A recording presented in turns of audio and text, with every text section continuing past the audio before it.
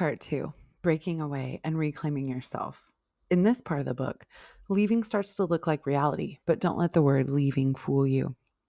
This isn't just for people ending a romantic relationship. It's for anyone who's ever had to crawl their way out of confusion, control, or chronic self-abandonment in any kind of relationship. Parents, partners, pastors, bosses, friendships, family systems. Gaslighting and emotional manipulation don't just happen in love stories gone wrong. They show up anywhere power gets twisted. Whether you're still in it, halfway out, or long gone but still haunted, this section is for you. It's for anyone who's ever felt trapped in a cycle of confusion, control, or caretaking at the cost of their own sanity. We're not just packing up bags and making plans. We're learning how to stop gaslighting ourselves, how to trust our gut again, how to set boundaries that actually hold, and how to write a new story that doesn't center someone else's chaos. In the chapters ahead, you'll find tools to help you make an exit strategy rooted in safety and clarity, see through manipulation in real time, stop playing roles in the drama triangle, reclaim your energy, your truth, and your emotional freedom.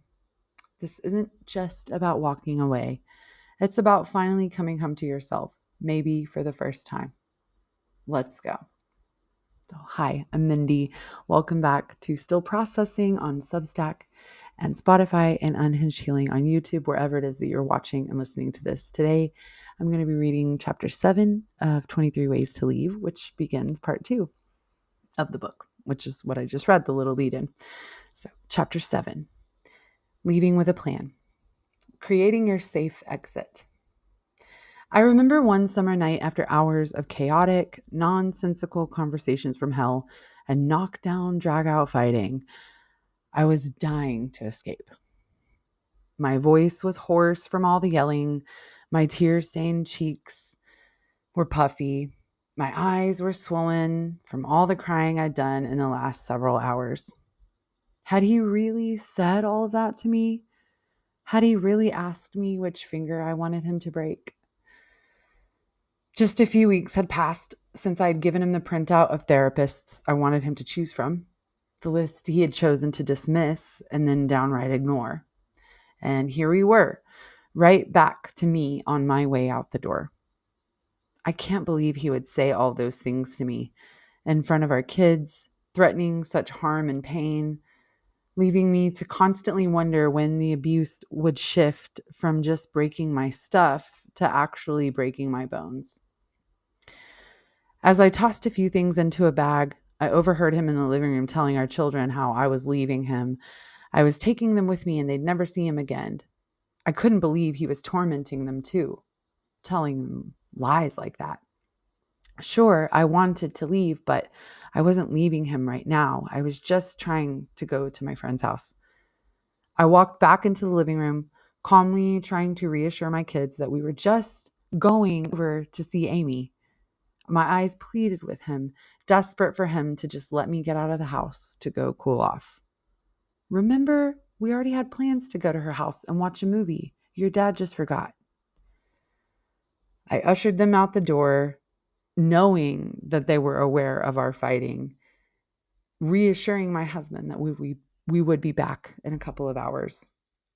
And as I sat in my car with the keys in the ignition and my kids in the back seat, heart racing, hands shaking, ready to go to my friend's house, but with no idea what I was going to do once I got there. As I drove across town, reminding my two kids that everything would be okay, that daddy was just mad and needed to cool off, and I realized I had finally hit my threshold. What kind of example was I showing my babies? Was this the relationship that they would eventually find themselves in? I couldn't stay with this man in this miserable, manipulative, manic spiral of intensity that went from smiling family vacay photos to threats of bodily harm in the blink of an eye. I pulled into my friend's driveway, shut off the ignition, and I found myself frozen. How was I actually going to leave him? All I had was a few clothes I'd tossed in that bag in the back seat. I didn't have any money set aside. My car was in his name. I couldn't afford rent on my own anyway. What was I going to do? Sleep in my car? Try to cram me and my children into my friend's guest room? Or go back to my mom's house with 2 kids and a broken heart so heavy it could barely beat? I wasn't just scared, I was stuck. And so when I felt like my venting was over and it was time to go back to my sad reality, I thanked my friend for hearing me out, left my emergency bag of clothes with her just in case, loaded up my kids, and headed back home. As my car rolled to a stop in front of my house, I let out a heavy sigh. I turned the key, turned off the car, and my kids and I walked right back inside into that hell that I called my home. Why planning your exit matters. I want you to know that if you've ever done that, or if you're in the moment right now where leaving feels like the right thing, but everything else feels impossibly wrong, you are not alone. This shit is hard to talk about, but we have to talk about it. Because love can keep us in it, but logistics can keep us trapped. And when we don't have a plan, the trap just tightens. When you're emotionally wrecked, exhausted, and scared, trying to make life-changing, life-altering decisions from that place is like trying to drive through a snowstorm with no windshield wipers. You can't see anything. The emotions blur. The fear fogs your clarity. That's why having a plan matters. Planning gives you the power when you need it most. It anchors you when you're moving through the chaos. It gives you a point of contact to aim towards. It reminds you that while you may not be able to change them, you can take steps to change your situation. It's not about being cold or calculated. It's about being careful and caring for yourself in the most sacred way possible. Let's be real. Impulsively leaving often means going back. That's why they say it takes, on average, 7 times for women to leave their abusers. People, it takes 7 times before you actually will leave the abuser.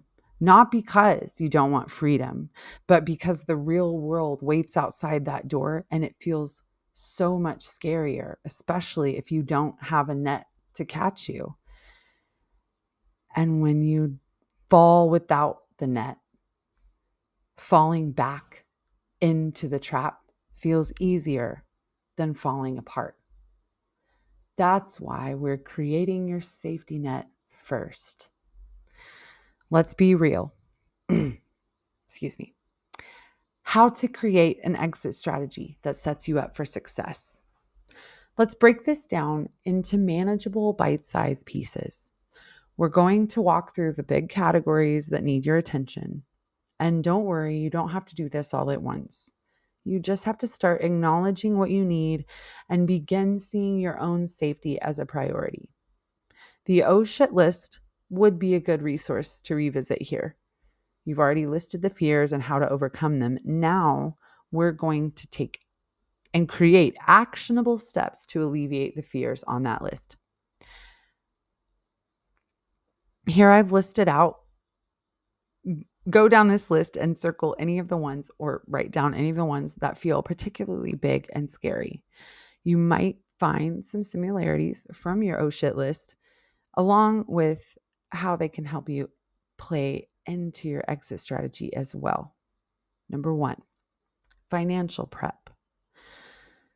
Open your own bank account, ideally at a different bank than the one you share with them. Begin setting aside money, even if it's just a little at a time. Stash emergency cash in a safe place.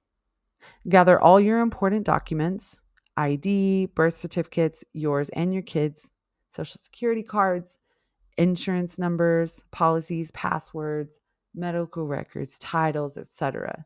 Any of these important documents, make sure that you know where they are and that they're safe. If possible, get a copy of financial statements, tax returns, anything that might be useful and hard to get down the line. Number 2, housing plan.